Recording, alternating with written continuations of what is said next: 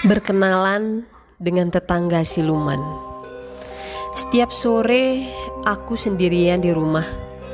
Ibuku kerap pulang kerja setelah Isya. Bila lebih awal, ibu akan pulang menjelang maghrib. Aku yang merasa sepi di rumah kuno peninggalan nenek yang luas ini memilih untuk bermain ponsel di kamar. Kami orang baru di sini, aku belum terlalu mengenal para tetangga, lebih-lebih aku sedikit pemalu dan tertutup bila bertemu dengan orang yang belum aku kenal.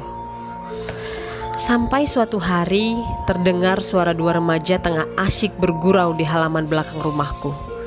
Halaman belakang rumah terdapat kebun kosong yang terdapat semak-semak belukar.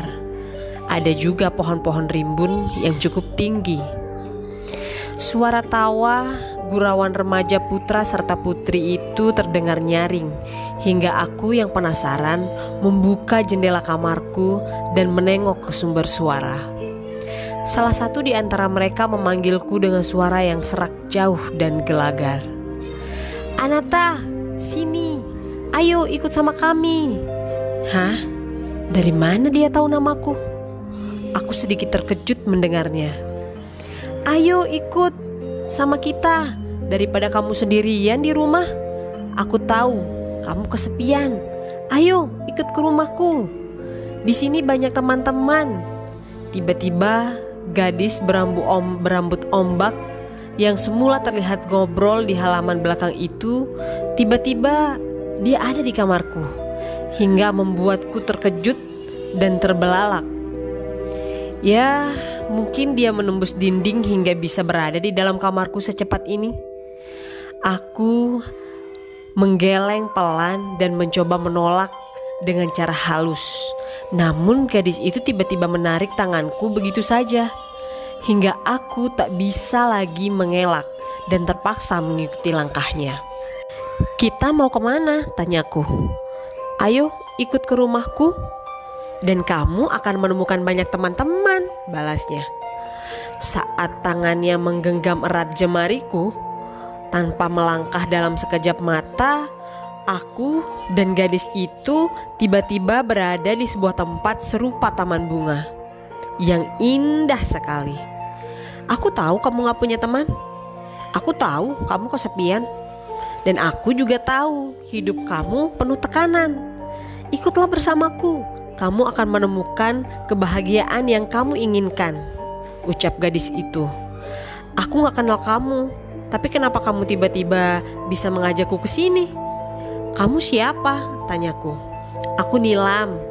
Ini Gentala temanku," jawab gadis bermata besar itu sembari memperkenalkan pemuda di sebelahnya.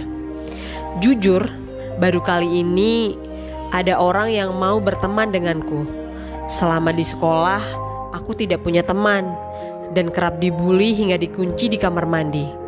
Saat di rumah, ingin aku ceritakan keluh kesahku, tapi ibuku tidak pernah peduli. Ayahku pun kini sama sekali tidak pernah menghubungi kami semenjak menikah lagi. Tapi tidak apalah, mungkin mereka bisa menjadi temanku. Lagi pula mereka tinggal tidak jauh juga dari rumah nenekku. Kuanggukan kepala tanpa ragu dan tanpa rasa curiga.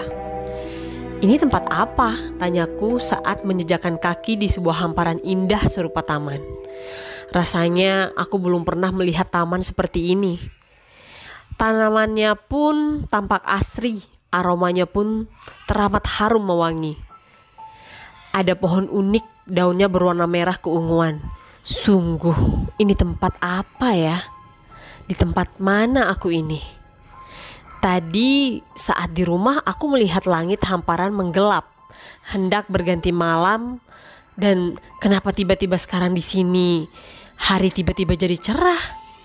Aneh sekali. Nilam memberiku sebuah gelas cup seperti es teh, tapi tehnya agak kemerahan. Kebetulan aku cukup haus. Tanpa rasa curiga, lekas ku minum saja. Pertemuan pertama kami sangat berkesan. Aku, Nilam, dan Gentala berjalan-jalan menyusuri taman indah ini. Kami bertiga pun naik di perahu indah menyusuri danau yang airnya teramat jernih. Gentala yang mendayung sementara aku dan Nilam saling menebar senyum satu sama lain.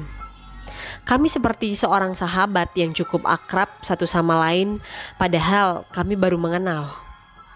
Gentala menepikan perahu di tepian danau. Ada sebuah kedai kecil yang sederhana.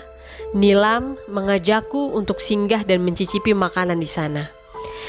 Nilam memesan 3 porsi mie goreng serta 3 gelas minuman. Lagi-lagi es tehnya berwarna kemerahan.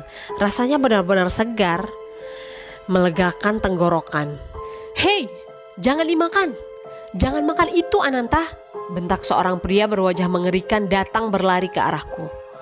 Saat aku hendak melahap mie goreng yang tampaknya lezat itu. Wajahnya hitam legam, penampilan seperti gelandangan dan rambutnya pun awut-awutan. "Kenapa tidak boleh? Kenapa tidak boleh dimakan?" tanyaku heran. Aku tidak menghiraukan ucapan pria itu dan langsung saja kulahap mie goreng yang kusendok itu. Dan tiba-tiba laki-laki berambut gondrong awut-awutan itu menampik sendok yang ada di tanganku. Ia juga merebut piring yang tersaji di meja, lantas melemparnya jauh-jauh hingga makanan itu berserakan. Gentala dan Nilam menilik tajam dan sangat emosi kepada pria yang baru datang itu. "Pergi dari sini, jangan cari gara-gara," bentak Nilam menyiringai. "Kalau kamu macam-macam di sini, kamu akan celaka," Gentala ikut bicara. "Ayo pulang, Ananta, ayo pulang, kita kembali. Tempatmu bukan di sini. Ayo pulang, pegang tanganku, kita pulang," ucap lelaki gondrong itu berulang-ulang. "Enggak, aku gak mau," pekiku. Entah mengapa aku sudah nyaman di sini. Aku bermain bersama teman sebayaku yang baik dan rupawan. Gentala amatlah tampan dan Nilam begitu cantik. Saat di sekolah, tidak ada satupun teman yang mau berkawan denganku karena aku jelek dan kurang pergaulan. Gentala mencengkeram erat lelaki seram itu hingga tangan lelaki itu berasap. "Pergi, jangan cari mati di sini," teriak Gentala. "Ayo Ananta, pergi dari sini." Lelaki rambut gondrong itu kembali berteriak. Kugelengkan kepala menolak. Laki-laki berambut gondrong itu mengucapkan sebuah mantra, entah tak bisa kudengar dengan jelas. Mulutnya komat kamit dan terus merapalkan sesuatu. Nilam mencekik leher laki-laki itu, namun lelaki gondrong itu tak gentar sama sekali. "Pergi, atau kamu akan mati di sini. Pergi, jangan ganggu kami," Gentala berteriak dan mulai memukul laki-laki itu secara membabi buta. Gentala menendang, ikut mencekik, bahkan mengepalkan tangan demi mendaratkannya ke pipi pria gondrong berwajah seram itu.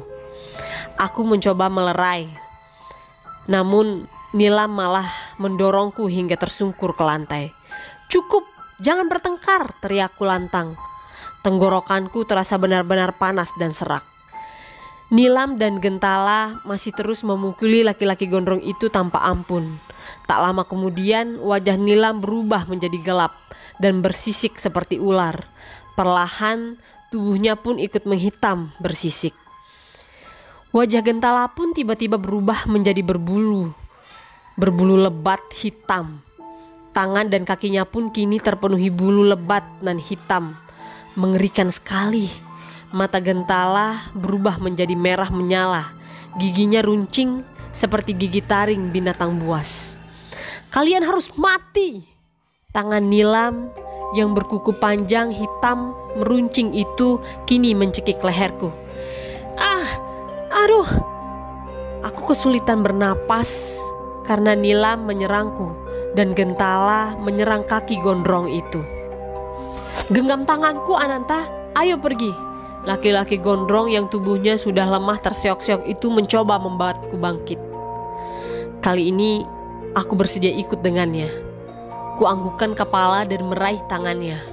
Saat aku menyentuhnya, sekujur tubuhku terasa panas sekali. "Panas, tolong, panas!" Tiba-tiba mataku mengerjap. Dan kulihat sekelilingku, ternyata aku berada di dalam kamarku sendiri. Di sini ada ibuku yang sedang menangisiku. Ada juga seorang pria berbaju koko putih dan mengenakan peci berada di sini. Aku masih bingung kenapa aku bisa tiba-tiba ada di sini. Padahal kami tadi ada di taman. Nak, alhamdulillah kamu sudah sadar. Ibuku yang tak henti menangis tiba-tiba memelukku erat. Ku coba melepaskan pelukan ibu sebab perutku terasa mual, seolah diaduk-aduk ingin memuntahkan seisi lambung.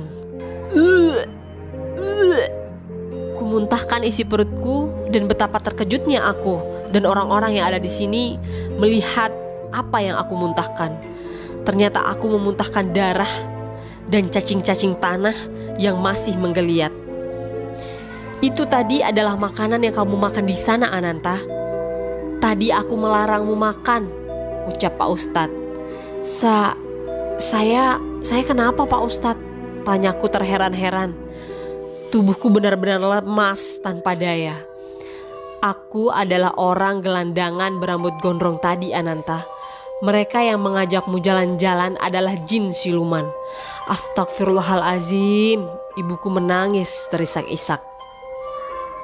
Ada 2 jin yang mengajakmu bermain ke dalam alam mereka. Yang satu menyerupai kucing hitam, yang satu menyerupai ular hitam.